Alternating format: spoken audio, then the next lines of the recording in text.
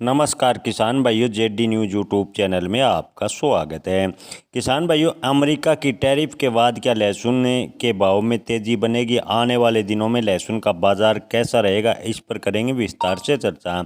किसान भाइयों, आपको बता दें कि भारतीय लहसुन की अमेरिका में अच्छी खासी डिमांड थी, लेकिन टैरिफ लगाने के बाद से लहसुन का निर्यात प्रभावित हुआ और लहसुन के भाव पर दबाव देखने को मिला है। हालांकि सीजन के शुरुआत से ही लहसुन के भाव में गिरावट देखने को मिली है, लेकिन इन दिनों चीन का लहसुन भी लगातार भारतीय किसानों की परेशानी बढ़ा रहा है। चीन का लहसुन भारतीय कई बाज़ारों में धरपकड़ जारी है और लगातार प्रवेश कर रहा है। भारतीय लहसुन में मिलाकर चीन के लहसुन की बिक्री की जा रही है, जिससे आम लोगों की ज़िंदगी के साथ खिलवाड़ किया जा रहा है। आम लोगों के साथ साथ किसानों के साथ भी बड़े मुनाफे के चक्कर में, यानी मोटा मुनाफा वसूलने के चक्कर में किसानों के साथ भी कुछ व्यापारी बड़ा धोखा कर रहे हैं।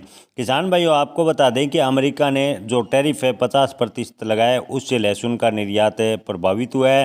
हालांकि भारतीय कई ब्रिक्स देशों के साथ बैठक की है और लगभग 35 देशों के साथ व्यापार को लेकर बातचीत जारी है। अगर आने वाले दिनों में अंतर्राष्ट्रीय मार्केट से निर्यात का बड़ा सौदा मिलता है तो लहसुन के भाव में तेजी होगी।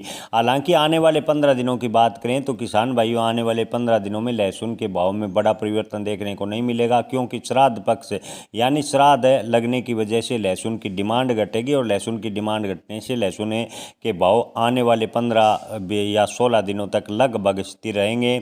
लहसुन के भाव में किसी तेजी की उम्मीद काफ़ी कम है।